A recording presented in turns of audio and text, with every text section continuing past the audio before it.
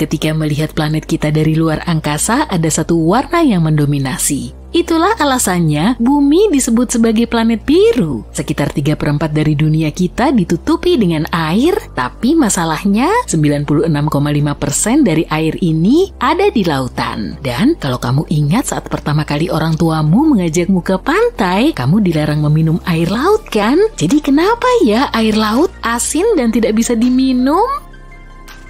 Ada dua alasan utama. Yang pertama adalah air limpasan dari tanah. Air hujan bersifat sedikit asam, faktor pH-nya berkisar antara 5 hingga 5,5. Sebagai perbandingan, air murni memiliki pH 7 dan asam yang kita temukan dalam baterai pH-nya 0 lebih sedikit. Air hujan seperti ini mengikis batu ketika jatuh ke tanah, ion-ion pun terlepas seperti natrium dan klorida. Ion-ion ini berakhir di sungai-sungai yang akhirnya bermuara ke laut. Organisme hidup menghilangkan beberapa ion yang baik, tapi sisanya tetap ada. Seiring waktu, hal ini meningkatkan konsentrasinya di dalam air.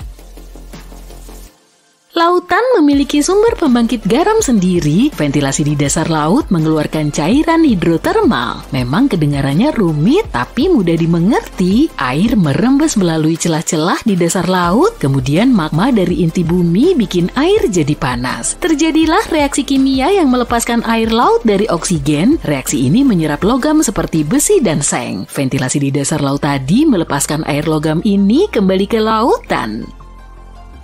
Selama letusan gunung berapi bawah laut, prosesnya semakin cepat, garam dan mineral lainnya secara langsung dilepaskan ke lautan bumi. Seiring waktu, garam terakumulasi di dasar laut dan membentuk kubah. Endapan ini juga terjadi di bawah daratan kering. Beberapa tempat di dunia memiliki banyak kubah garam, Teluk Meksiko adalah salah satu contohnya. Di bawah ombak, kubah garam mempengaruhi salinitas air. Faktor lain yang menentukan seberapa asin suatu perairan termasuk penguapan, suhu udara, dan presipitasi atau curah hujan.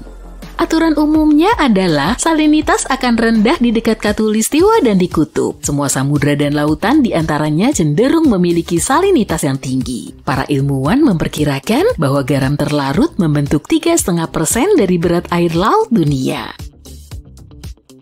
Perairan yang bermuara ke laut seperti danau dan sungai adalah air tawar. Jadi kenapa air laut asin? Untuk menjawab pertanyaan ini, kita harus melakukan perjalanan ke masa lalu planet kita. Para peneliti percaya bahwa laut purba tidak terlalu asin seperti sekarang ini. Namun seiring berjalannya waktu, curah hujan menghanyutkan bebatuan di daratan, mengangkut garam dalam jumlah besar ke lautan. Proses ini telah berlangsung selama lebih dari 3,8 miliar tahun. Saat ini sekitar 4 miliar ton garam terlarut bermuara ke lautan bumi setiap tahunnya. Masukan dan keluaran garam cukup seimbang. Ini berarti salinitas air laut stabil. Jadi kenapa sih kita nggak bisa minum air laut? Kita sudah memasukkan garam ke dalam tubuh kita melalui makanan dan minuman. Ini disebut garam makanan. Organisasi Kesehatan Dunia atau WHO merekomendasikan agar manusia mengonsumsi tidak lebih dari 1 sendok teh garam per orang per hari. Kamu nggak boleh melebihi jumlah tersebut kalau kamu ingin menjaga kesehatan jantung. Berabad-abad yang lalu, daging sapi dan babi yang diasinkan adalah makanan standar para pelaut. Daging diawetkan dengan menggunakan garam. Di laut, buah dan sayuran segar akan membusuk hanya dalam waktu beberapa minggu, dan sebelum adanya pendingin, ini adalah satu-satunya cara untuk menjaga kesegaran makanan. Cara lain untuk menyimpan makanan adalah dengan pengawetan. Alasan kita tidak bisa meminum air laut adalah kandungan garamnya. Persentase garam dalam darah kita hampir 4 kali lebih rendah dari persentase garam dalam air laut. Tubuh kita tidak dapat memproses zat tersebut dalam jumlah yang tinggi. Ketika mengonsumsi garam sebagai bagian dari makanan, kita juga meminum cairan. Saat menyajikan pretzel misalnya, kamu mungkin juga akan meminum segelas air atau jus. Ini akan membantu memuaskan dahaga dan menjaga kadar garam tetap terkendali. Jika kita minum air langsung dari laut, yang terjadi justru sebaliknya. Kita hanya akan menjadi lebih haus. Tubuh kita menyerap air dan garam, kedua zat ini masuk ke dalam aliran darah kita. Organ yang bertanggung jawab untuk mengeluarkan semua garam ini dari darah kita adalah ginjal. Tapi ginjal juga membutuhkan air untuk melakukan tugasnya. Semakin tinggi kadar garam, semakin banyak air yang dibutuhkan untuk membersihkannya. Ketika proses ini berulang beberapa kali, kamu menjadi dehidrasi. Ini adalah proses kehilangan air dari tubuh. Lalu ada masalah lain, kamu akan mengeluarkan lebih banyak air daripada yang kamu konsumsi saat meminum air laut. Meminum air laut membuatmu lebih haus dibandingkan sebelum kamu minum air laut. Bukan ide yang bagus. Tapi beberapa mamalia laut seperti paus, anjing laut, dan bahkan burung camar dapat meminum air dari laut seperti halnya kita meminum air keran. Ginjal mamalia ini sangat efisien. Burung memiliki kelenjar khusus di paruhnya yang mencegah garam masuk ke dalam aliran darah. Para ilmuwan menemukan bahwa satu-satunya hewan darat yang bisa minum air laut adalah unta. Kalau kamu penasaran, apakah ikan meminum air laut? Iya, ikan minum air laut. Insang dan ginjalnya membantu mereka mengeluarkan garam yang berlebih. Agar manusia dapat meminumnya, air laut harus terlebih dahulu melewati desalinisasi. Ini adalah proses menghilangkan garam dari air laut dan ada banyak garam yang harus dihilangkan. Diperkirakan jika kita menimbun semua garam laut di seluruh daratan bumi, maka tingginya akan melebihi patung Liberty. Itu sebabnya desalinisasi dalam skala global mustahil dilakukan. Saat ini kurang dari 0,5% dari air minum yang kita produksi berasal dari air laut dan permintaan air minum akan terus meningkat. Dengan tingkat konsumsi saat ini, berarti permintaan air tawar akan naik 2 kali lipat setiap 20 tahun. Masalah terbesar dengan desalinisasi adalah biaya energi. Desalinisasi membutuhkan 10 kali lebih banyak energi daripada metode produksi air lainnya. Dan jejak karbonnya juga sangat besar. Pabrik desalinisasi besar seringkali harus memiliki pembangkit listrik sendiri. Ini semua karena teknologi di balik prosesnya. Garam mudah larut dalam air, ini menciptakan ikatan kimia yang kuat dan sulit diputuskan. Fasilitas desalinisasi sebagian besar menggunakan osmosis terbalik untuk mencapai hal ini. Pompa besar memberikan tekanan pada air laut untuk mendorongnya melalui filter. Membrannya sangat halus, pori-porinya bahkan lebih kecil dari diameter rambut manusia. Filter ini memungkinkan molekul air untuk lewat. Molekul garam yang lebih besar tetap terperangkap di dalam membran. Untuk setiap 1/4 galon air tawar yang dihasilkan pabrik melalui desalinisasi, pabrik akan menghasilkan air yang 2 kali lebih asin dalam jumlah yang sama. Bukan metode pemurnian air yang ideal sih. Gagasan bahwa manusia dapat meminum air laut bukanlah hal yang baru. Pada pertengahan abad ke-4 sebelum Masehi, seorang filsuf Yunani terkenal, Aristoteles, mempertimbangkan untuk menggunakan serangkaian filter untuk mengekstrak garam dari air. Kapal pada abad ke-16 memiliki penyulingan kecil dan portabel yang dapat merebut. Kamu berada di tengah gurun Sahara. Kamu melihat terpal besar dengan pola target merah. Permukaannya sangat panas sampai bisa dipakai untuk menggoreng makanan. Setetes air akan jatuh ke tengah target ini pada kecepatan cahaya. Secara teori dan teknis, eksperimen ini mustahil dilakukan. Tapi jika itu terjadi, ketiadaan misterius menunggu kita. Dan masing-masing versi dari ketiadaan ini akan berbeda. Jadi, kita akan melakukan eksperimen dengan 3 tetesan. Opsi 1, lebih baik melakukannya dari ketinggian besar atau luar angkasa. Kamu terbang memakai tas roket ke stratosfer. Kamu membawa sebotol air di tanganmu, kamu menuangkan 1 tetes. Anggap saja itu mulai berakselerasi sendiri. Dalam kasus ini, bahkan pada kecepatan rendah, setetes air akan terbakar di lapisan pelindung atmosfer. Kurang dari 1 detik, tetesan itu akan berubah menjadi uap. Anggap saja planet kita tidak punya perlindungan seperti atmosfer. Hambatan udara akan tetap menghilangkan tetesan itu. Tetesan itu akan jatuh pada kecepatan tinggi. Angin dingin mengubahnya menjadi untayan es. Semakin besar percepatan tetesan itu, semakin kuat hambatan udaranya. Tetesan itu bergerak semakin cepat dan tak lama kemudian mencapai kecepatan suara. Lalu, tetesan itu hancur menjadi ribuan partikel kecil. Dalam kondisi itu, tetesan itu tak akan pernah bisa mencapai bumi pada kecepatan cahaya. Tak akan terjadi apa-apa karena tak akan ada yang mencapai target. Upaya berikutnya dilakukan dengan mengubah tetesan. Oksigen, karbon dioksida, ozon, dan gas lain di atmosfer menghancurkan semua benda yang jatuh. Tapi bagaimana jika tetesan itu tidak menghadapi semua rintangan ini? Kamu mengubah struktur internal kimia air itu. Jadi, kamu memakai tas roketmu lagi dan mengambil sebotol air.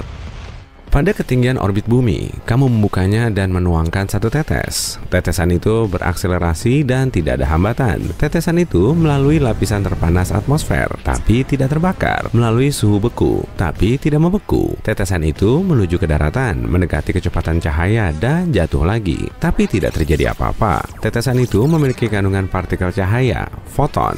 Hanya dalam kondisi seperti itulah, tetesan itu bisa mencapai kecepatan yang kita butuhkan. Tidak ada objek bermassa, entah itu mobil, rumah, daun, semut, rambut, pasir, atau molekul yang bisa mencapai kecepatan cahaya. Hanya partikel cahaya yang mampu karena tidak punya massa. Tetesan tak berwujud itu jatuh ke tengah target dan lagi tidak terjadi apa-apa. Opsi ketiga, ilmuwan menemukan cara untuk mempercepat tetesan sampai kecepatan yang diperlukan. Mereka juga harus mengubah komposisi molekuler air, membuatnya lebih tahan pada suhu tinggi dan rendah. Untuk membuat tetesan itu mencapai kecepatan cahaya tanpa ada kerusakan, kamu harus memasukkannya ke ruang hampa udara. Tidak ada hambatan udara, tidak ada lapisan pelindung atmosfer, hanya ada luar angkasa dan air. Untuk ini, ilmuwan harus membangun pipa panjang di tengah Sahara, di sekitar target yang sama. Orang-orang membuat pusat sains. Dari sini, pipanya harus menjulang ke atas. Tingginya kira-kira mencapai Stasiun Luar Angkasa Internasional. Berarti 408 km, yaitu sekitar tinggi 50 Gunung Everest. Kamu tidak bisa terhubung ke Stasiun Luar Angkasa karena stasiun itu selalu bergerak. Stasiun itu mengelilingi bumi, menyelesaikan satu revolusi dalam 90 menit. Itu sebabnya ahli astrofisika dan ahli teknik harus membangun stasiun kecil yang dirancang untuk satu orang. Dan stasiun ini harus bergerak paralel pada satu titik di daratan. Pipa vakum itu dibuat dari bahan anti karat padat agar tidak bisa hancur karena hujan dan suhu tinggi. Di dalam, itu adalah campuran dari titanium dan grafena, logam paling kuat di bumi. Pipa itu dibangun secara horizontal, lalu dengan bantuan beberapa helikopter dan kabel. Pipa itu diletakkan dalam posisi tegak lurus dan dipasang ke stasiun luar angkasa kecil. Pipa itu dilengkapi pompa kecil yang mengeluarkan udara dan menghalangi alirannya di dalam. Tetesan air itu tidak boleh menyentuh dinding, jadi ada lapisan pelat gravitasi khusus. Pelat itu menjauhkan air dari permukaan pipa menggunakan kekuatan magnet dan gelombang suara. Kamu memakai tas roket dan terbang ke stasiun dengan botol air yang di-upgrade dan kuat. Tanganmu gemetar karena antusias. Suara napasmu terdengar keras di pakaian luar angkasa. Kamu membuka botol itu, memiringkannya sedikit, dan menuangkan satu tetes ke kotak khusus. Di dalam kotak itu, tetesan air diberi energi yang dibutuhkan untuk mencapai kecepatan cahaya. Sekarang, tetesan itu siap memulai perjalanan. Kamu melihat kotak itu, menutup mata, dan menekan tombol start. Tetesan itu masuk ke pipa pada kecepatan tinggi. Karena gelombang ledakan dahsyat, stasiun itu terlempar. Tetesan itu berakselerasi, dan pada titik ini, pipa yang terbuat dari logam terkuat di bumi mulai meleleh seperti es krim. Ada banyak energi di dalam air itu sekarang, sampai bisa mencukupi kebutuhan listrik kota kecil. Sekarang, tetesan itu sudah mencapai kecepatan cahaya, yaitu 300.000 km per detik. Pipa itu menjadi debu. Tidak penting apakah tetesan itu jatuh ke daratan atau tidak, karena tidak akan ada apa-apa. Serius, semua objek material, mobil, rumah, lapangan, laut, komputer, pesawat, kapal, bunga, pohon, mau diteruskan? Semua itu akan hilang. Benda tak berwujud seperti gas, udara, gelombang radio, radiasi elektromagnetik, miliaran terabyte informasi digital, semua ini juga akan hilang. Kamu dalam masalah. Suara apapun, teriakan, musik, dering telepon akan mustahil terbentuk dan terdengar. Cahaya akan hilang, lalu akan ada kegelapan.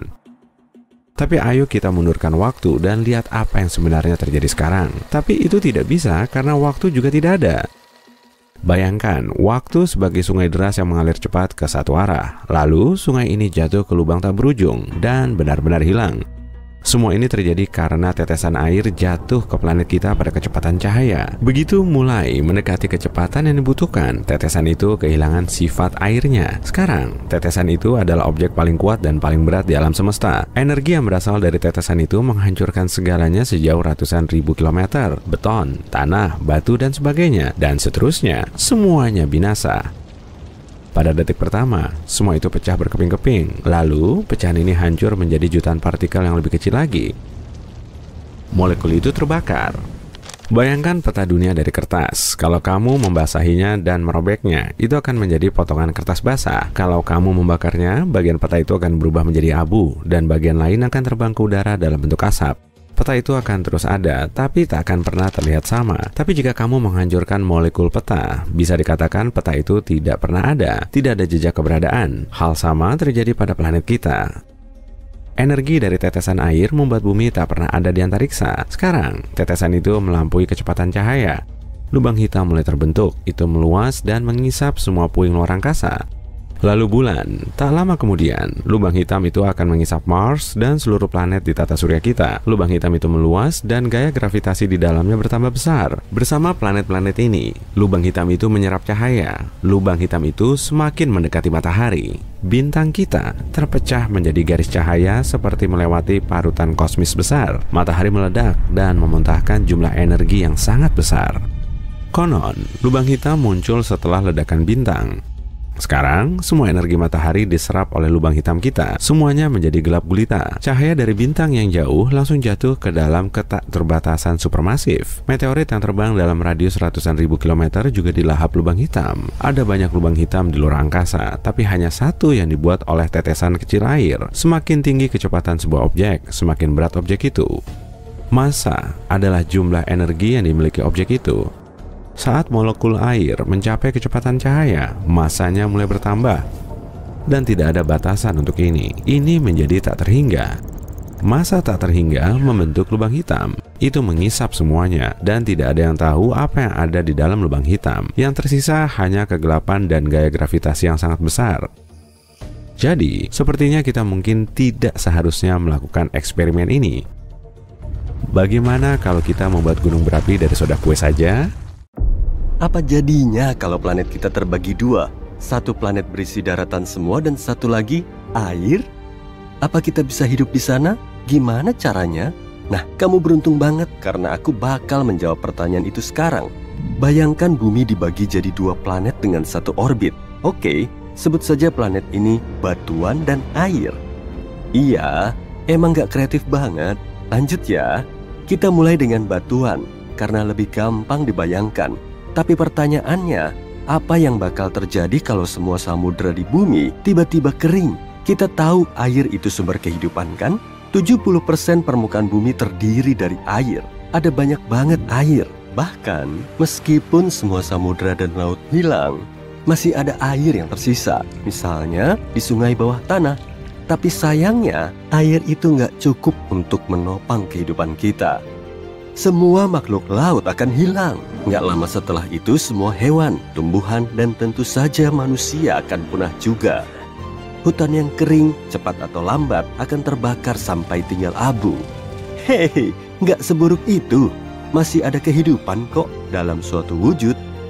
Ada bakteri yang bikin kecoa iri.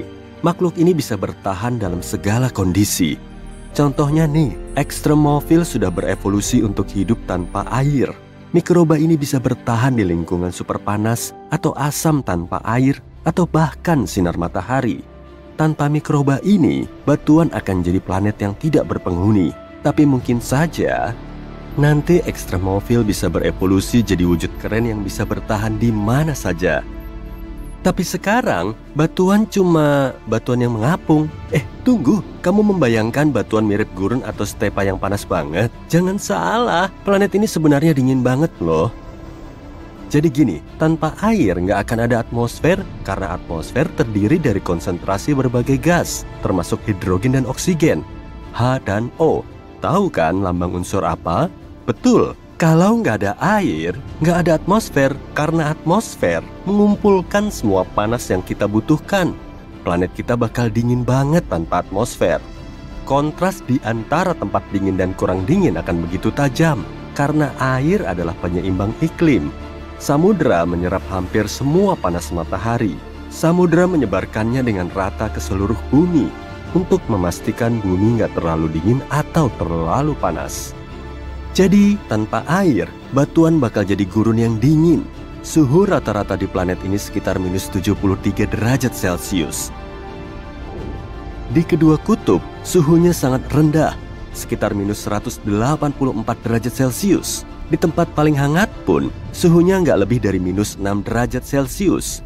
Tempat panas ini dulunya samudra karena kedalamannya yang mengering jauh lebih dekat ke inti panas planet ini. Tunggu, Jangan membayangkan planet ini tertutup salju juga ya. Nggak ada air sama sekali. Ini cuma batuan yang sangat dingin. Pada titik ini, kita cuma versi bulan yang lebih besar dan lebih coklat. Bulan bisa dibilang bumi yang tanpa air. Terus gimana dengan gunung berapi? Gunung berapi harapan terakhir kita untuk punya suhu hangat kan? Sayangnya, aktivitas gunung berapi menurun karena kurang air. Gunung berapi dan erupsi terjadi karena tabrakan dua lempeng tektonik, lempeng samudera dan lempeng benua.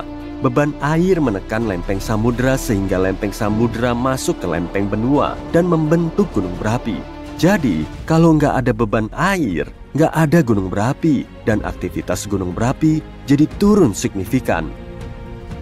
Sekarang, batuan cuma planet yang dipenuhi pegunungan tinggi. Lalu, setiap lempeng tektonik bertabrakan. Lempeng itu membentuk semakin banyak gunung dan palung, termasuk beberapa palung besar. Misalnya Palung Mariana yang terkenal. Tadinya aku mau bilang, awas jatuh, tapi nggak ada orang juga sih. Di sana nggak ada air. Nggak ada air berarti nggak ada salju, es, atau hujan, bahkan awan. Tapi anginnya mungkin cukup kencang. Itulah nasib planet batuan. Nggak begitu bagus. Jadi yuk kita lihat keadaan planet air. Miliaran tahun lalu, seluruh permukaan bumi sebenarnya tertutup air. Tapi sekitar 1 miliar tahun lalu, permukaan laut turun dan muncullah daratan. Karena ini, atmosfer planet kita berubah selamanya. Dan seperti itulah lahirnya kehidupan di sini. Tapi apa jadinya kalau planet ini berubah ke kondisi awalnya? Untuk menjawab itu, kita harus mempelajari lebih banyak tentang planet samudera. Gimana wujud planet ini? Oh iya, hampir saja lupa. Kita nggak tahu. Planet seperti ini belum ditemukan karena sangat langka. Emang ada sih satu planet yang enggak mencolok dan bisa disebut planet samudera. GJ1214b di konstelasi Ophiuchus. Iya, susah banget nyebutnya. Tapi planet ini pun nggak kayak yang kita bayangkan. Air di planet ini aneh dan sangat unik.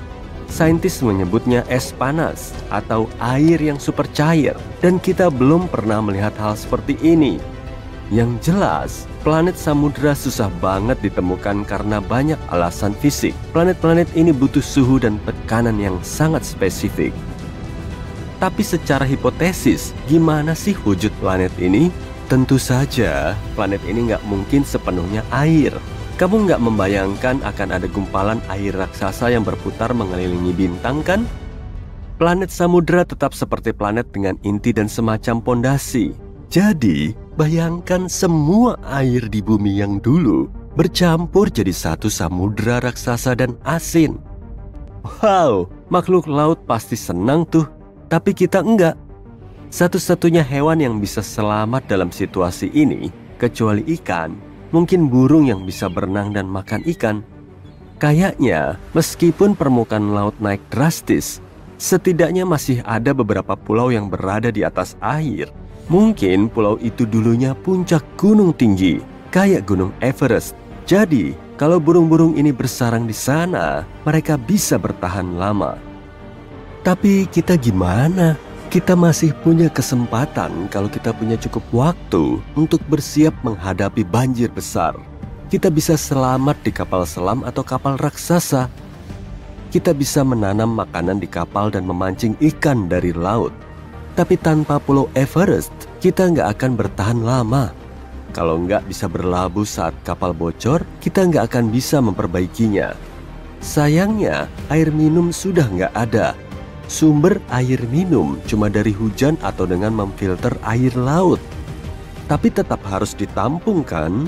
Wadah air ini bakal memakan tempat dan sangat berat. Tapi secara keseluruhan, planet air nggak buruk-buruk amat. Suhunya cukup hangat dengan rata-rata sekitar 10 derajat Celcius. Dan perbedaan suhu tertinggi dan terendah juga nggak jauh. Dari minus 29 derajat Celcius di kutub sampai 21 derajat di khatulistiwa. Dibanding planet batuan, planet air lumayanlah. Radius planet air bakal sedikit lebih besar dibanding bumi karena volume airnya. Tapi kepadatan planet ini cukup rendah. Gravitasi juga melemah. Nah, kalau kedua planet ini ditempatkan di orbit bumi, setelah beberapa saat, Keduanya akan berjauhan dan mengikuti lintasan yang berbeda. Planet ini akan selaras supaya nggak bertabrakan. Di salah satu planet ini, 1 tahun akan berlangsung selama 12 bulan. Tapi di planet satu lagi, cuma 10 atau 11 bulan. Ya, begitulah. Ada fakta seru nih. Semua ini bisa betulan terjadi nanti. Pertama, kerak bumi semakin tipis. Hei, aku suka kerak tipis, tapi bukan kerak bumi juga sih. Jadi, suatu hari, air bisa membanjiri seluruh daratan. Sementara itu, dalam beberapa miliar tahun, saat matahari mulai membesar dan jadi raksasa merah, semua samudra di planet kita bakal benar-benar mengering. Oke, tarik napas dan lupakan dulu itu. Sudah cukup cerita seramnya. Nggak perlu khawatir dengan peristiwa yang masih lama. Kalau hari ini saja aku masih pusing karena dompetku hilang. Kayaknya tadi di sini. Apakah matahari bisa padam? Misalnya nih, kalau kita siram sama semua air di samudra yang ada di bumi atau bahkan lebih dari itu, bakal gimana ya jadinya? Yuk cari tahu. Alam semesta adalah tempat yang penuh misteri. Sejak dulu, para ilmuwan banyak berselisih pendapat tentang luar angkasa. Tapi kita nggak pernah meragukan keberadaan satu objek, yaitu matahari. Pusat tata surya kita. Objek ini besar, terang, dan abadi. Enggak juga sih. Sebenarnya matahari cuma bintang biasa yang terdiri dari 75% hidrogen, sedikit helium, dan sedikit banget unsur berat. Semua itu disatukan oleh gravitasi. Tapi sekitar 5 miliar tahun lagi, siklus hidup matahari akan berakhir karena hidrogen di dalamnya akan habis. Bintang kita ini perlahan akan membesar dan ukurannya akan jadi tak terbayangkan. Lalu matahari akan mulai melahap semua planet yang ada di dekatnya.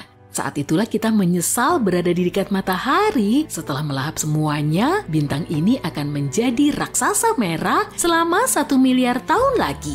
Dan cepat atau lambat, sang surya akan menyusut, lalu redup, berubah menjadi katai putih.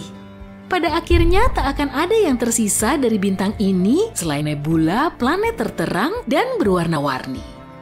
Tapi nggak usah takut, sekarang matahari ada di pertengahan siklus hidupnya. Bintang ini terbentuk sekitar 4,5 miliar tahun lalu, yang berarti sisa hidupnya masih selama itu juga. Untungnya kita lahir saat matahari sedang pada masa terbaik dan paling stabil, jadi nggak ada alasan untuk khawatir. Tapi coba kita bayangin skenario yang berbeda. Yuk! Gimana kalau kita percepat siklus hidup matahari dengan bantuan air? Coba kumpulin semua air di bumi, lalu kita siram matahari. Tapi kita butuh ember dulu nih, bukan yang ini ya. Kita butuh ember yang super duper besar. Ember yang bisa nampung air sekitar 1,3 miliar kilometer kubik. Diameternya setara dengan jarak dari Washington ke Chicago. Atau kalau cuma ada ember biasa, jumlahnya harus ada 70 kuintilium, yang berarti nolnya ada 18.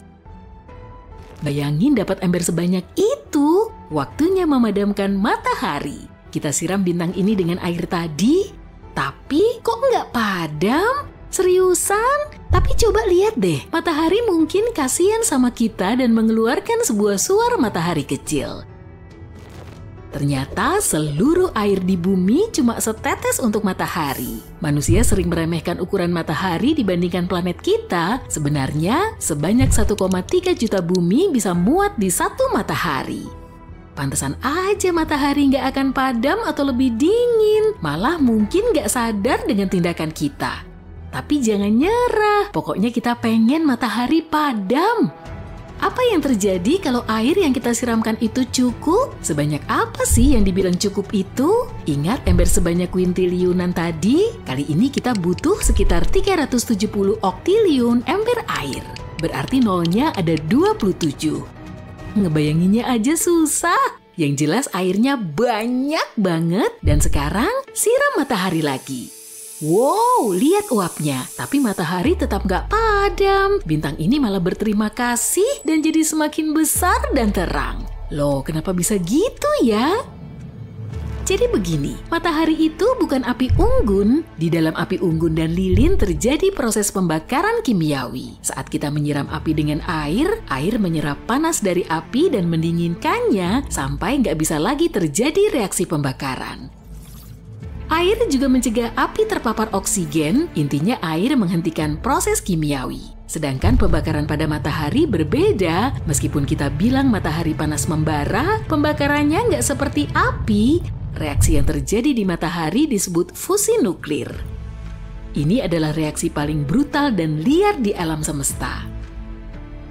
Ada banyak lapisan hidrogen di dalam matahari. Kalau kita ambil 4 atom hidrogen dan membenturkannya satu sama lain, akan tersisa 1 atom helium. Proses pembakaran yang terjadi di matahari sedikit lebih rumit saat bintang ini mencoba melakukan reaksi fusi, proton bermuatan positif saling tolak-menolak. Butuh gaya dan energi yang besar untuk menyatukannya. Untungnya ada kekuatan ajaib di luar angkasa, yaitu gravitasi. 99,8% massa tata surya adalah matahari. Berat banget kan? Massa inilah yang menahan matahari dengan bantuan gaya gravitasi yang besar. Jadi gravitasi menyatukan berkuadriliun atom hidrogen kecil setiap detik setiap harinya. Saat bertabrakan, atom itu melepaskan energi, jadi nggak seperti api, matahari bukan butuh oksigen untuk menyala, melainkan hidrogen. Kita tahu kalau rumus kimia air adalah H2O, artinya air terdiri dari atom hidrogen dan oksigen, jadi air seperti bahan bakar untuk matahari. Ini bagai memadamkan api dengan bensin. Selain itu, massa tambahan dari air malah bikin matahari lebih berat. Hal itu membantu kinerja gravitasi. Ditambah lagi, proton akan saling bertabrakan dengan lebih cepat. Berkat ini, sintesis akan semakin cepat. Ya ampun, matahari jadi super kuat dan sekarang melahap kita beserta planet-planet lain yang ada di dekatnya. Kalau kita terus menyiramkan air, cepat atau lambat matahari akan hancur, lapisan luarnya akan meledak, dan bintang ini akan menjadi lubang hitam. Waduh, gawat! Sekarang lubang hitam ini akan mengisap semua objek yang ada di sekitarnya. Salah langkah nih. Ayo kita ulang lagi dari awal deh, karena udah jelas percobaan air kita gagal. Satu suar kecil matahari kedengarannya jauh lebih baik, kita kembali ke matahari yang normal dan tenang. Tapi kayaknya kita melupakan sesuatu nih. Bagaimana kondisi bumi sekarang setelah airnya dikuras habis? Kita tahu air berperan sangat penting bagi kehidupan di bumi. Sekarang banyak banget ikan dan hewan laut mati di tempat yang dulunya lautan. Kasian banget kan? Makhluk-makhluk laut dalam nggak bisa bertahan menghadapi perubahan tekanan sedrastis itu. Alga dan koral juga menjadi kering. Tunggu, bukannya alga dan koral menghasilkan 50-80% oksigen di bumi ya? Ups, waktunya pakai masker oksigen nih. Terus gimana keadaan di daratan? Sekarang semuanya jadi daratan sih, tapi kamu ngerti lah. Wow, daratannya jadi panas banget. Ini udah pasti. Kalau nggak ada laut, berarti nggak ada awan atau hujan. Sekarang kebakaran hutan terjadi di mana-mana. Hewan-hewan harus kabur dan meninggalkan habitat mereka. Tapi mereka juga nggak akan bisa nemuin rumah baru karena semua tumbuhan akan mengering dengan cepat. Nggak ada lagi tempat untuk hidup di bumi. Kini bumi menjadi seperti gurun besar, tapi manusia udah ribuan tahun tinggal di gurun kan? Mungkin mereka tahu gimana caranya? Jawabannya enggak. Mereka yang tinggal di gurun juga butuh minum. Jelas keadaan di bumi sangat kacau. Semua yang masih bertahan hidup saling berebut tetesan air terakhir. Itu pun kalau ada makhluk yang masih hidup, sekeras apapun mereka berjuang, nasib mereka udah jelas. Laut menyerap banyak sekali karbon dioksida dan panas dari matahari. Laut juga menyebarkan panas ke seluruh bumi sehingga nyaman dihuni. Dan begitu laut hilang, suhu akan naik dengan cepat hingga minimal 121 derajat Celcius. Tapi meskipun suhunya nggak seberapa, sekarang udah nggak ada lagi awan. Padahal awan juga mencegah kita terkena radiasi matahari loh. Jadi kita juga terpapar dampak langsung cahaya matahari. Harapan kita tinggal gunung-gunung es, tapi karena suhu udah panas banget, gunung es pun mencair. Padahal mungkin gunung es ini jadi harapan terakhir umat manusia. Tapi suar mataharinya keren sih, dasar manusia.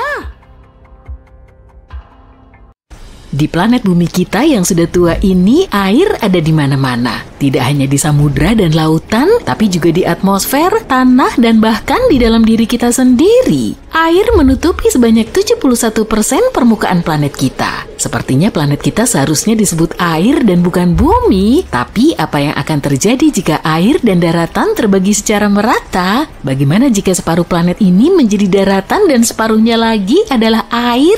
Yuk kita cari tahu. Pertama-tama, mari kita bahas apa yang kami maksud dengan secara merata. Terlepas dari semua hal yang telah disebutkan sebelumnya, sebenarnya jumlah air di planet kita tidak terlalu banyak. Iya, kalau kamu mengumpulkan semuanya dalam satu tetesan raksasa, ukurannya akan sedikit lebih besar dari Amerika Serikat. Dan semua jumlah air ini hanya 0,02% dari total massa bumi.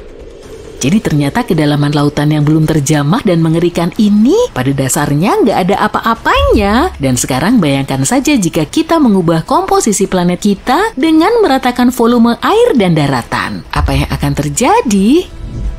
Kita akan melihat planet samudra yang sangat menyeramkan. Planet ini akan terlihat seperti lautan tanpa batas. Sangat tidak mungkin kamu akan menemukan beberapa pulau kecil di sana. Dan kalaupun kamu menemukannya, pulau-pulau itu mungkin adalah puncak gunung bawah laut yang sangat besar. Dunia ini praktis tidak bisa dihuni. Kalau berada di permukaannya, kamu tidak akan bisa melihat matahari atau apapun di langit. Kamu nggak akan tahu jam berapa sekarang atau di mana tepatnya kamu berada. Semua itu karena kabut dan awan yang sangat tebal dan cuaca seperti ini akan menjadi permanen di planet tersebut. Selain itu, kamu bahkan tidak akan mengerti di mana ujung kabut dan air bermula. Semua itu karena kelembapannya akan setinggi itu. Tapi mungkinkah masih ada kehidupan? Mungkin di dalam lautan itu sendiri? Sayangnya ini juga sangat tidak mungkin. Untuk mencapai dasar lautan ini, kamu harus berenang secara vertikal ke bawah dan itu tidak hanya selama beberapa jam, tapi selama beberapa hari. Bahkan setelah perjalanan seperti itu, kamu belum akan melihat dasarnya. Tapi tentu dasar lautan akan tetap ada, namun dasar laut akan terdiri dari es yang sangat keras dan tidak bisa ditembus, tapi bukan jenis es yang biasa kita kenal ya. Es ini akan sangat eksotis, ada beberapa jenis es yang berbeda yang disebut S5, S6, dan seterusnya. Biasanya jenis es ini tidak sedingin es biasa dan mungkin tidak akan mencair, bahkan pada suhu yang sangat tinggi. Hal lainnya, hampir tidak akan ada ganggang atau semacamnya, jadi ikan tidak akan punya makanan. Itu sebabnya jika ada kehidupan di planet seperti itu, akan menjadi sebuah keajaiban. Kehidupan ini harus bisa bertahan dalam tekanan lebih dari 20.000 atmosfer bumi. Bahkan, monster yang paling mengerikan dari Palung Mariana pun gak ada apa-apanya jika dibandingkan dengan makhluk yang akan kalian temukan di planet samudra ini. Tapi bisakah kita manusia hidup di sana? Ya, secara teoritis bisa, tapi itu akan sangat sulit. Kita bisa membuat sesuatu seperti stasiun bawah laut raksasa. Namun, kita masih akan menghadapi ribuan masalah. Dari mana kita akan mendapatkan makanan dan sumber daya lainnya? Bagaimana cara memperbaiki barang dan sebagainya? Jadi ini bukanlah pilihan terbaik sih. Oke, sekarang kita tahu bahwa planet samudra rasanya tidak begitu menarik. Gimana dengan opsi lain? Apa yang akan terjadi jika permukaan bumi terdiri dari 50% air dan 50% daratan? Agar hal ini bisa terjadi, kita harus mengurangi jumlah air saat ini dari 71% menjadi sekitar 50%. Dalam hal ini, permukaan air laut akan turun sekitar 3,2 km, sekitar 1/4 dari planet kita akan menjadi daratan kering. Meskipun kedengarannya tidak banyak, tapi konsekuensinya bisa menjadi bencana. Saat ini ada 5 samudra yang saling terhubung di bumi: Atlantik, Hindia, Pasifik, Selatan, dan Arktik. Tapi jika kita menurunkan permukaan air laut, semua samudra ini akan hilang begitu saja. Semua itu akan berubah menjadi waduk dan lautan tertutup yang terpisah. Sebaliknya, semua benua akan bergabung menjadi satu daratan raksasa. Ini seolah kita menukar daratan dan air, dan pada awalnya hal ini akan terlihat sangat keren karena sekarang kamu akan bisa berjalan mengelilingi dunia. Namun jarak daratan yang harus kamu tempuh juga akan meningkat. Setiap benua di planet ini akan bertambah luas. Semua wilayah baru ini akan memiliki luas yang kurang lebih sama dengan luas Asia, Eropa, Afrika, dan Amerika Utara saat ini jika digabungkan. Semua itu akan menjadi lahan luas yang tidak terpakai. Apa yang akan kita temukan di wilayah baru ini? Sebagian besarnya akan sangat datar, tapi di tempat-tempat yang dulunya merupakan lautan dalam, kamu akan melihat koridor-koridor yang luas dan celah-celah yang curam. Inilah hal keren lainnya, sebagian besar kota yang tenggelam akan kembali ke permukaan. Dan sayangnya, kita tidak akan menemukan Atlantis di antara kota-kota tersebut. Tapi masih ada banyak tempat keren lainnya kok. Misalnya kota Romawi kuno Baia yang menurut legenda pada dasarnya adalah surga di bumi dengan semua villa dan tamannya yang mewah. Atau Heraklion, kota yang berada di bawah laut ribuan tahun lalu dan sempat dianggap sebagai mitos lama ini. Iya, kita bisa mengadakan tur ke tempat-tempat kuno ini. Namun tentu saja tidak semuanya akan seru dan menyenangkan di dunia seperti itu. Karena kehilangan air yang begitu parah, arus laut akan terganggu dan hal ini menyebabkan masalah iklim yang sangat serius. Lautan menyerap panas yang dipancarkan oleh matahari. Berkat arus laut, panas ini didistribusikan ke seluruh bumi yang menciptakan iklim stabil dan nyaman. Tapi jika arus ini terganggu, maka suhu di bumi akan menjadi lebih ekstrem, suhu akan menjadi lebih panas di dekat Khatulistiwa, dan bahkan lebih dingin di sekitar kutub utara dan selatan. Ya, sayangnya es Antartika tidak akan menyelamatkan kita. Justru sebaliknya, wilayah di sekitar kutub utara dan selatan akan benar-benar mengering, pada dasarnya berubah menjadi gurun yang kering dan dingin. Selain panas, air juga menyerap karbon dioksida dari udara dan karena tidak ada lautan yang mampu menyerapnya, gas ini akan mulai terakumulasi di atmosfer. Kelebihan gas beracun ini akan menutupi seluruh planet, suhu rata-rata akan meningkat dan seluruh planet akan mulai mengering secara perlahan. Kebakaran hutan besar-besaran akan terjadi dan seterusnya. Sepertinya nggak asing ya. Lebih buruk lagi, tidak akan ada yang bisa memadamkan api ini. Karena ya hujan nggak bisa terbentuk dari ketiadaan kan? Jadi tingkat curah hujan akan turun dan ini akan menyebabkan kekeringan yang berbahaya. Kita akan melihat banyak gurun baru di semua benua. Meski akan mendapatkan banyak wilayah baru, tidak mungkin kita bisa membangun kota baru di sana. Banyak dari wilayah-wilayah ini tidak akan bisa dihuni. Bukan hanya karena banyak hutan dan tanaman yang akan lenyap, tapi juga karena sebagian besar hewan akan bermigrasi ke tempat yang lebih nyaman. Akibatnya kita akan kesulitan menemukan makanan sama sekali. Jadi segala bentuk kehidupan di planet kita, tumbuhan, hewan, dan manusia harus beradaptasi dengan kondisi kehidupan yang baru. Makhluk hidup harus berevolusi dengan cepat dan terbiasa dengan kekurangan air yang terus-menerus. Hewan misalnya bisa menyusut ukurannya karena hal ini. Banyak hewan karena kurangnya rumput dan kelembapan akan beralih ke pola makan karnivora. Dan tentu saja kita harus mengucapkan selamat tinggal pada kehidupan laut yang melimpah. Banyak ikan akan menghilang selamanya.